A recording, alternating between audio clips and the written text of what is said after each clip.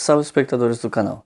Quem acompanha o canal desde seus primórdios, ou quem voltou nos vídeos antigos para assistir, deve ter notado que eu já fiz um vídeo sobre esse livro antes. No entanto, eu acho que esse livro é muito importante e aquele vídeo está com uma qualidade de imagem muito ruim, o áudio, a mixagem não tá boa também, na minha opinião. Então eu achei que valia a pena fazer um novo vídeo sobre esse mesmo livro. Ainda mais que agora eu posso trazer outras mídias, outras informações externas para complementar esse vídeo para vocês.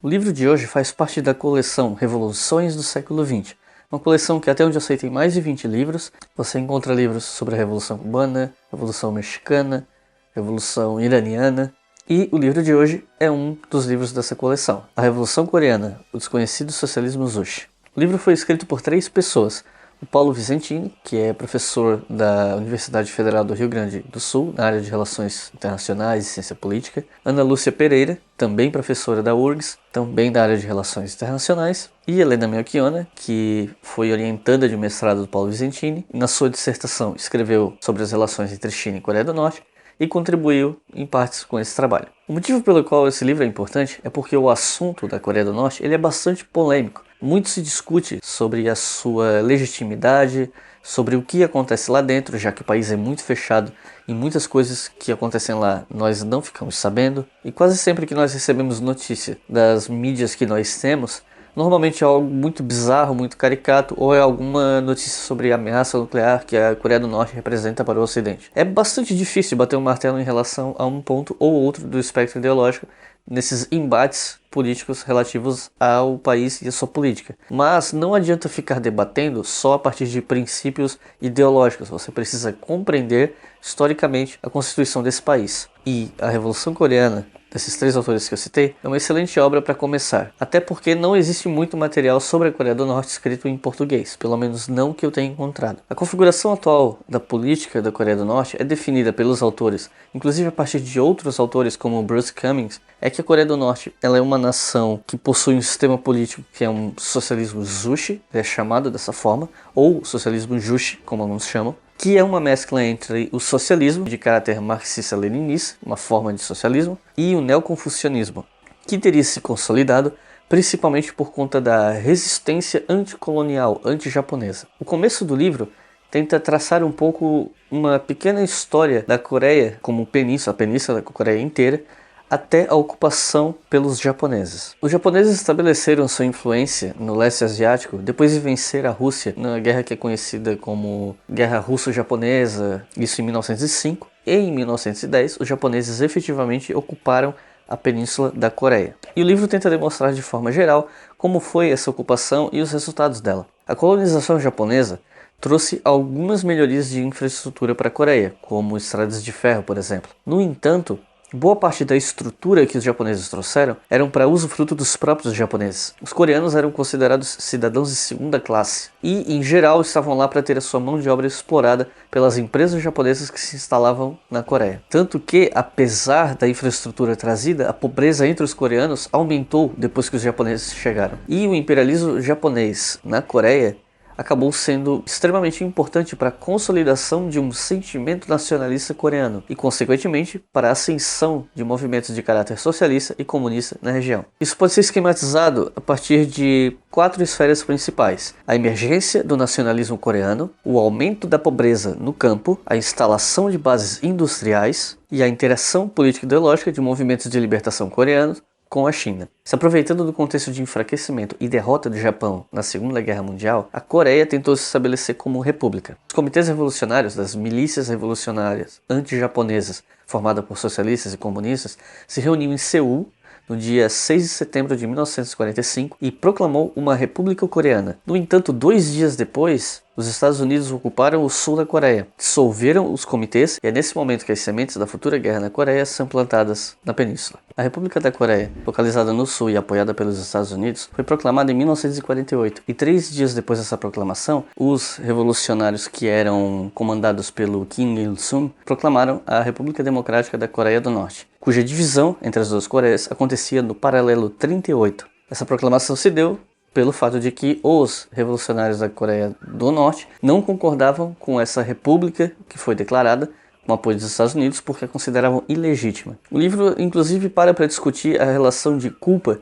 da Guerra da Coreia, já que um lado acusa o outro de ter deflagrado o conflito, mas que a culpa não seria só das duas nações, seria também de outros países envolvidos como os Estados Unidos e a União Soviética. Outro fator que desencadeou a Guerra da Coreia foi a Revolução Chinesa em 1949. A guerra começou em 1950, teve como um de seus motores o medo dos Estados Unidos com o fato de que eles tinham ali uma Coreia do Norte de caráter socialista, que fazia fronteira com a União Soviética, e agora com uma China comunista. Isso era uma grande ameaça para os interesses dos Estados Unidos no Pacífico. O capítulo passa superficialmente sobre a Guerra da Coreia, focando mais em suas consequências. A guerra devastou a Coreia do Norte e, no fim das contas, ela acabou não terminando. Ela começou em 1950 e em 1953 foi assinado um armistício entre a Coreia do Norte e do Sul, que pôs fim ao conflito, mas não encerrou de fato a guerra. Teoricamente falando, a Guerra da Coreia nunca acabou. E a atual fronteira entre os dois países é a zona mais militarizada do mundo, tendo o exército norte-coreano, que é bastante grande, e os exércitos da Coreia do Sul e principalmente dos Estados Unidos na fronteira do lado sul. Com a vitória dos revolucionários chineses, a Coreia do Norte ganhou dois aliados de grande imponência com os quais barganhar, que eram a China e a União Soviética. E durante toda a Guerra Fria, a Coreia do Norte efetivamente barganhou com essas duas nações, inclusive quando elas tinham conflitos entre si. O livro também fala do enorme crescimento do país entre os anos 1950 e 1960, que, segundo o livro, foi um momento de grande prosperidade, tendo a Coreia do Norte crescido muito mais do que a Coreia do Sul. Para o autor e as autoras do livro, a Coreia do Norte só começou a efetivamente ser ultrapassada pela Coreia do Sul a partir de meados do fim da década de 1970 e 1980, quando a Coreia do Sul começou a receber investimentos maciços de dinheiro e infraestrutura e se tornou uma grande potência econômica. Mas até aquele momento, de 1970, a Coreia do Norte teve um crescimento bastante significativo para os padrões da época. E parte desse crescimento estava ligado ao fato de que o governo norte-coreano se esforçou em estabelecer uma autonomia econômica do país. Claro, barganhando com as potências ideologicamente próximas, mas tentando no máximo, no que era possível, atingir a autonomia econômica, com o estabelecimento da filosofia Juche, ou Juche. Para definir essa filosofia, o livro busca a obra de Bruce Cummings de modo a atingir uma definição mais precisa. Segundo Bruce Cummings, o sistema político norte-coreano é um corporativismo neoconfuciano, no qual o papel da classe operária, pregado pelo marxismo, teria sido substituído pelo ideal de nação. Ou seja, o socialismo justo ele não é internacionalista. Isso deriva da tradição confucionista do papel da família como ideal de comunidade. Esse ideal de comunidade ele foi traduzido, foi convertido para o ideal de nação. A nação é uma grande família que está acima de tudo. E a continuidade da liderança, no caso a passagem de poder de Kim Il-sung para o Kim Jong-il e agora para Kim Jong-un, seria fruto dessa mesma tradição de continuidade e mentalidade de grande família. Você pode concordar ou não com essa análise. Essa é uma análise específica de um autor que o livro toma como satisfatória, mas existem posições divergentes em relação a isso. Para o autor e as autoras, os nossos conceitos políticos de matriz liberal, com os quais nós estamos acostumados a lidar, eles não dão conta de analisar a Coreia do Norte, porque o sistema político deles seria muito particular, muito específico, que precisa ser entendido dentro de sua própria lógica. Esse também é um outro ponto de divergência. O livro mostra também como o fato de a Coreia do Norte ser um ponto de enclave político, geográfico, fez com que o país pudesse barganhar muito, mas também criou alguns inimigos. Dê uma olhada na localização da Coreia do Norte do mapa. Ela faz fronteira com a Rússia atualmente, na época União Soviética, e com a China, que são duas enormes potências. Ao mesmo tempo, ela faz fronteira com a Coreia do Sul, local onde estão localizados vários militares dos Estados Unidos, e faz fronteira marítima com o Japão, que é uma outra grande potência aliada dos Estados Unidos. Ou seja, a Coreia do Norte acaba sendo uma espécie de barreira para os regimes comunistas do momento, que eram a Rússia e a China, seria uma instância anterior para uma possível invasão dos Estados Unidos à União Soviética e China pelo lado leste, pelo Pacífico. Já para a Coreia do Sul, Japão e Estados Unidos, a Coreia do Norte é uma instância de concentração de forças de seus inimigos. Ela é uma barreira mais a ser ultrapassada para chegar aos seus inimigos e também, por conta de alianças, poderia ser um ponto de concentração caso houvesse uma possível invasão da Coreia do Sul ou alguma tentativa de expansão do comunismo pela Ásia. Ou seja, a Coreia do Norte é uma espécie de estado tampão que separa os países dos dois blocos da Guerra Fria. Além do mais, as duas Coreias precisavam se juntar aos seus aliados poderosos porque a ONU não reconhecia nenhuma das duas como estados. A partir dos anos 70, o crescimento da Coreia do Norte, como eu citei anteriormente, começa a dar mostras de esgotamento. E a partir do fim da década de 1970, começa a retrair. O livro mostra, num determinado ponto, ali pelo capítulo 5, como a aproximação entre Estados Unidos e China afetou a Coreia do Norte, ao mesmo tempo que fala do recrudescimento do programa nuclear do país, tanto por uma questão de necessidade energética, quanto por uma questão de autodefesa, que é o principal motivo pelo qual até hoje a Coreia do Norte investe pesado em um programa nuclear. Levando em consideração que oficialmente a Guerra da Coreia não acabou e que a Coreia do Norte continua sendo um entrave político, um incômodo político, especialmente para os Estados Unidos, que é o país que eles consideram o seu maior inimigo, ter capacidade massiva de defesa é fundamental para a sobrevivência do país. Por isso que, proporcionalmente, a Coreia do Norte tem um exército muito grande em comparação à sua população e por isso que eles investem tanto em armamento nuclear, partindo do pressuposto que ter o armamento nuclear propiciará à Coreia do Norte defesa. Não necessariamente uma defesa que tem que ser utilizada, mas mostrar aos inimigos que você tem potencial de causar a eles um dano massivo seria uma tentativa de garantir alguma segurança e alguma estabilidade. Se isso vai funcionar ou não, se isso vai ocasionar um conflito no futuro ou não, nós não temos como saber. E as opiniões sobre isso são bastante divergentes. Quando chega no capítulo 6, esse livro começa a focar em tempos mais recentes, especialmente a partir da década de 1990, que foi uma década terrível para a Coreia do Norte do ponto de vista econômico. A Guerra Fria acabou, a União Soviética deixou de existir e a Coreia do Norte perdeu seu principal aliado, que era a União Soviética, que lhe trouxe muitas desvantagens do ponto de vista econômico, já que a barganha com aquela potência acabou. Para piorar, Kim Il-sung, que era o líder desde o início da Coreia do Norte, veio a falecer em 1994. Duas enchentes em 1995 e 1996 e uma forte seca em 1997 praticamente acabaram com todo o potencial alimentício que a Coreia do Norte tinha, que já muito. Aparentemente menos de 20% de todo o território da Coreia do Norte é propício para o plantio, para a produção de alimentação, porque é um país muito montanhoso e muito rochoso. Quando a Coreia foi dividida em duas, a maior parte das planícies e terras férteis da península ficaram com a Coreia do Sul, enquanto a maior parte do potencial energético, hidrelétrico e carvão ficou com a Coreia do Norte. No entanto, por conta de 2 anos de enchente, 1 ano de seca e a falta de parceiros comerciais, o resultado foi terrível. E até hoje esse período ficou muito marcado, tanto que mesmo hoje, onde aparentemente a Coreia do Norte não sofre com escassez de comida, continua se tocando nessa tecla de que a Coreia do Norte é um país onde as pessoas passam fome.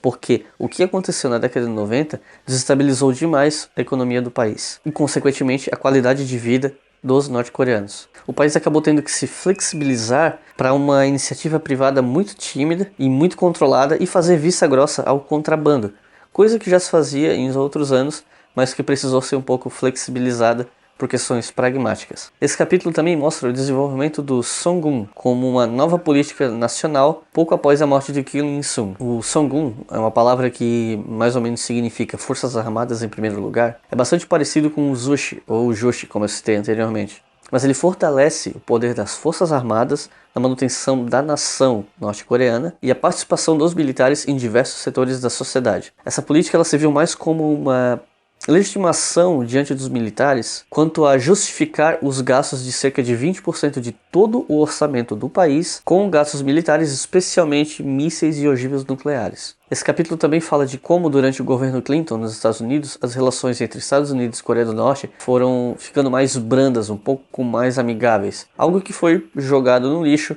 quando George W. Bush assumiu a presidência. A estratégia do Bill Clinton era que uma maior aproximação aos poucos facilitasse o esfacelamento da Coreia do Norte como país. Acabou não dando certo. E a retórica belicista de George W. Bush acabou acirrando ainda mais a rivalidade entre os dois países. O último capítulo, capítulo 7, ele tenta demonstrar como estão as relações entre Coreia do Norte e Rússia, Estados Unidos, Coreia do Sul, a China, a atuação do Kim Jong-un, a modernização dos últimos anos que se tem tentado empreender no país e as tensões internas e externas da Coreia do Norte. Por fim, o livro ele conclui com críticas bastante elogiosas a aspectos diversos do regime, mas especialmente ao povo da Coreia do Norte, e pede aos pesquisadores, a quem se interessa em pesquisar a Coreia do Norte, ou até mesmo para quem não se interessa tanto, mas que é pesquisador da área das ciências humanas, e também aos leigos, que busquem maior conhecimento acerca da Coreia do Norte, fora dos estereótipos e análises insuficientes e caricaturadas que, em geral, a imprensa internacional passa nos seus veículos. A conclusão do livro ela pode ser bastante polêmica, haja vista que o Paulo Visentini e a Ana Lúcia Pereira viajaram até a Coreia do Norte numa comitiva com outros pesquisadores, outras pessoas, para conhecer o país, e tiveram uma impressão muito positiva. O final do livro ele é tão elogioso que algumas pessoas podem inclusive achar incômodo, algo que eu compreendo. De qualquer forma, independente dessa análise pessoal dos autores ser ou não correto ou ter ou não respaldo, ainda assim esse livro vale muito a pena para começar a entender o país. Lembrando que você não necessariamente precisa concordar com o socialismo Juche, você não precisa sequer concordar que o socialismo é um regime eficiente, mas mesmo para discordar é importante entender aquilo do qual você discorda. E se você concorda, se você acha que o socialismo é viável, se você acha que é um regime que vale a pena, também é uma leitura extremamente válida e importante. Eu vou deixar aqui embaixo na descrição desse vídeo um link para você assistir uma entrevista com o professor Paulo Visentini falando sobre a Coreia do Norte e o lançamento desse livro. Vou deixar também um link para que você acesse uma postagem lá no blog da Leitura Obrigatória sobre um fotógrafo que foi até a Coreia do Norte, conseguiu sair de lá com suas fotos, um artigo que eu traduzi para o blog, para que vocês possam ver as fotos e ver as impressões desse fotógrafo sobre sua estadia lá. E muito em breve aqui no canal eu vou começar uma nova série de vídeos, sim, mais uma. E um dos vídeos dessa série eu vou fazer uma crítica sobre um documentário a respeito da Coreia do Norte. Então inscrevam-se no canal para que vocês não percam quando essa série nova começar. Então é isso, eu espero que o conteúdo desse vídeo faça jus ao conteúdo do vídeo anterior e espero que o vídeo sobre esse livro alcance mais pessoas agora que o canal tem mais inscritos. Peço que vocês visitem o nosso Facebook, que sempre tem conteúdo novo com alguma frequência. No nosso Instagram você encontra algumas dicas de livro rápidas por foto que você não encontra aqui no canal e fica sabendo com antecedência o que rola aqui no Leitura Obrigatória. Então é isso, muito obrigado e até a próxima.